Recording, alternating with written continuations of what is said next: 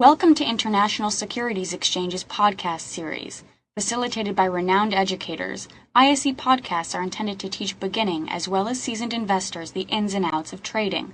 To find an updated list of podcasts, please visit www.ise.com/podcasts. Please be sure to listen to our important message following this episode regarding the risks of investing in exchange-traded options. But if I'm not sure, and the MACD is relatively flat, which is my momentum indicator typically, and the market cycle is moving flat on the wave, and you can see that the dollar Canada has been relatively range-bound with what amounts to a triple top up at the 130 area, which basically translates to the 1.3000 on the dollar Canada. We're kind of getting range-bound up here, right? So if we break up higher, I don't mind looking at a CDD strike up near 130, 128, 129. I don't mind. The market can get up there in a heartbeat. We have 4 times, right? Maybe it's going to be closer to 128, 129. You do the shopping, give yourself some time, but you see it doesn't take too long. What about a put? A put's going to be a little bit more difficult because in the current range of the CDD right now and in the current range of the dollar Canada, you'll notice that the top is pretty well defined. It's what I call a solid resistance. It's pretty well defined at 130 or the 1.3000 level. But the bottom isn't that defined. We can see some support at 120, but then we can see some support nearing, say, 117.5. Okay, I can see a little bit more support in the area here, just above 120. So where support will kick in, whether it be the lows that we saw in December or January, or whether it be the lows we've seen here in March, it's hard to pinpoint. So a put option would be a little trickier to price. If you're willing to pay up a little bit, you can buy the low. You can buy a put near the low of the March range. If you're willing to go further out of the money, you might look for some of the lows that occurred in January. So maybe you're looking at a 120 put. Okay. So right now these are opportunities that I'm looking at on the CDD.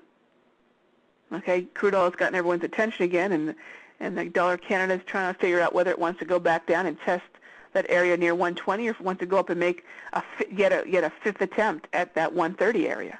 So that could be a very powerful opportunity that's setting up right now.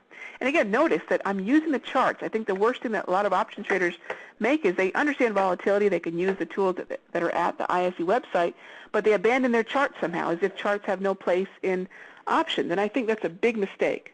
You notice that all the decisions we're making are based upon some of the historical volatility that I get very easily from the ISE website, and then I can go over to my charts and make some decisions. By the way, historical volatility on the CDD right now is 16.90. So where does that kind of rank within the range we've seen over the past 52 weeks? Well, the high has been 32.37. The low has been 6.87. So you can see we're on the lower range of the 52-week volatility. Okay. All right. So thank you for that question, Vernon. Craig has a question. How long do I sit on an option before bailing if movement is slower than expected? I don't mind slow movement in the option. My bailing is going to have more to do with the option position no longer being valid.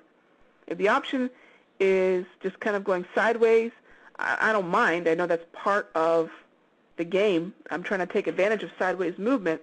While I'm trying to take advantage of it, I have no clue as to when it's going to break. Nobody does. No one can project which day or when we're going to break, although you can certainly increase the likelihood of understanding when it might based upon economic data releases. If you're looking at a congestion in front of non-farm payroll or FOMC statements or tick data, the net foreign purchases, certainly those could be triggers to take a market out of that coiling cycle. So there is some timing you can glean from economic events, right?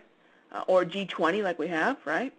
But I don't think anybody's going to know specifically when the market's going to burst, right? Or I should say when the range is going to burst.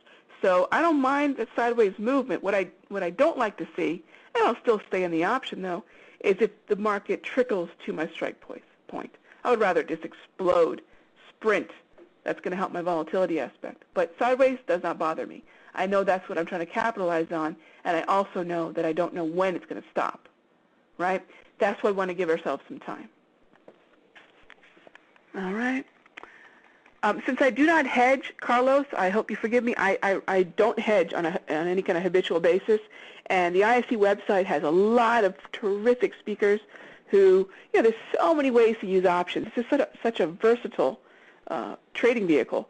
So I would recommend that you tune back into the ISE and possibly catch another speaker whose presentation might be concerning hedging, and you can get the entire schedule right here at ISE.com. So I'd rather not speak on something I don't do on any regular basis, because if I'm not either setting the trade up or trading in that manner, I just don't think I'm the best person to necessarily tell you how to do it, okay?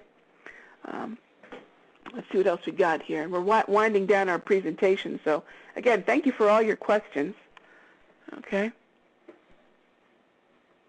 As far as bid-ask spread, that's going to have a lot to do with volatility, and it's going to have a lot to do with volume at a strike price.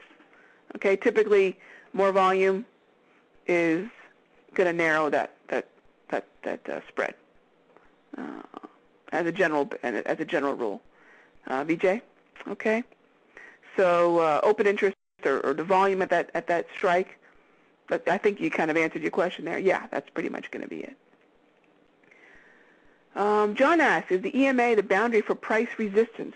John, I treat my 3 EMAs, the wave, the 34-period EMAs, as dynamic support and resistance. So in an uptrend, it's really the support, it's the spine, and in a downtrend, it's the resistance. So in a lot of ways, it is a boundary of sorts. I would agree with that.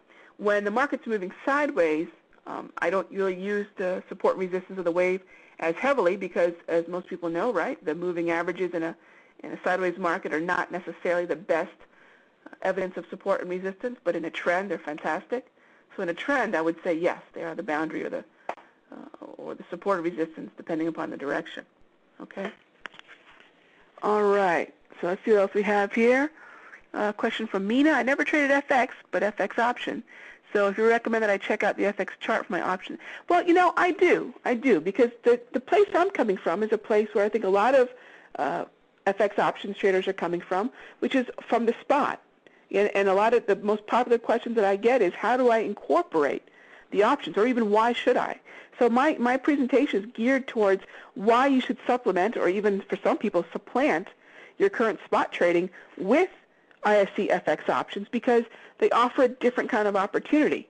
I think supplementing your FX, your current spot trading, with options is the first step, and you'll see when the opportunities are more ideally suited for options, because there are opportunities that are going to be better capitalized with an option than with spot, and occasionally vice versa, right?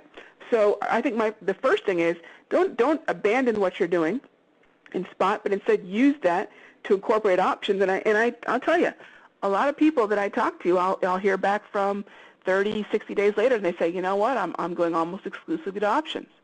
They like in a lot of ways, the control. They like being able to benefit from the lack of volatility, and then capitalize on the volatility when these things happen. And they're playing the psychology of fear and greed in a completely different way, but in a much more controlled manner, because I know a lot of people are very uncomfortable with the amount of leverage you get in spot. It's a very highly leveraged market. I know a lot of people transitioning, say, from stocks to futures are turned off by that, but what I'm here to tell you is you're still going to look at the spot, I think, chart, but you can execute your analysis, execute your trading plan via the FX options.